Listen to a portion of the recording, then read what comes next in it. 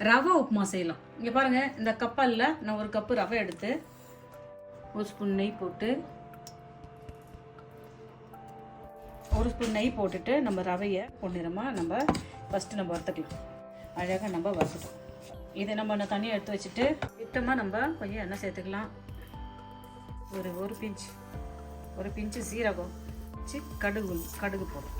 நிறைய கடுகு போடல, சும்மா ஒரு பிஞ்சு தான் போடுறேன். நம்ம இதில் கொஞ்சம் கருவேப்பிலை போட்டுக்கலாம். ஒரு ஸ்பூன் அளவுக்கு கடலைப்பயிறு போட்டுக்கலாம். உளுத்தம்பயிறு ஒரு ஸ்பூன் போட்டுக்கலாம். நறுக்கி வச்ச முந்திரி பயிர் சேர்த்துக்கிறோம். இஞ்சி கொஞ்சம் சேர்த்துக்கிறோம். பொடியாக நறுக்கி வச்ச இஞ்சி கொஞ்சம் சேர்த்துக்கிறோம். ஒரு ரெண்டு மூணு பச்சை மிளகா, உங்களுக்கு காரத்துக்கு ஏற்ற மாதிரி பச்சை மிளகா போட்டுங்க. நான் 2 பச்சை மிளகா கீழே போட்டுக்கிறேன். உங்களுக்கு காரம் தேவைப்பட்டால் 4-5 மிளகா போட்டுங்க. நறுக்கி வச்ச ஒரு வெங்காயத்தை ஆட் பண்ணுறோம். வெங்காயத்தை சேர்த்துட்டு கூட நம்ம ஒரு தக்காளி பழம் சேர்த்துக்கலாம். இது கூட நம்ம ஒரு ஸ்பூன் அளவுக்கு உப்பு சேர்த்து இது வதக்கலாம்.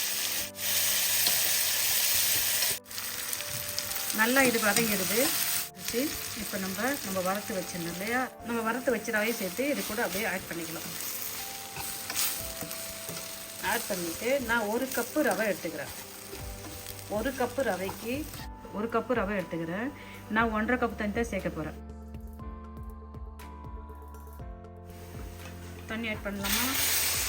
கொஞ்சம் கொஞ்சமாக தண்ணி சேர்த்து நம்ம கிண்டலாம்.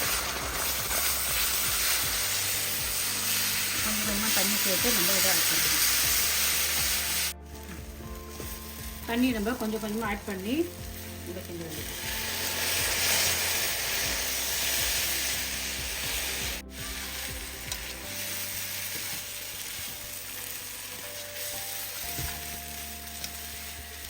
கொஞ்சமாக ஊற்றி தண்ணி போட்டு கிண்டிட்டு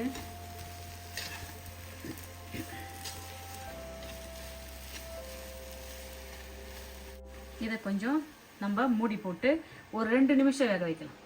2 நிமிஷம் ஆகிட்டு ஓப்பன் பண்ணி பார்ப்போம். அளவுக்கு நெய் சேர்க்குறோம். நெய் சேர்த்துக்கலாம். ரொம்ப குழன்னு இல்லை, ரொம்ப உதிரியாக இல்லை, நல்லா மீடியம் பக்குவத்தில் இருக்குது. நீங்களும் வீட்டில் இது போல் ஒரு முறை ட்ரை பண்ணி பாருங்கள்.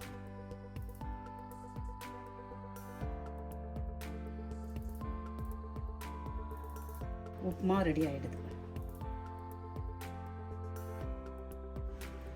சாப்பிட்டு பாருங்கள். நீங்களும் வீட்டில் ஒரு முறை ட்ரை பண்ணி பார்த்து சொல்லுங்கள்.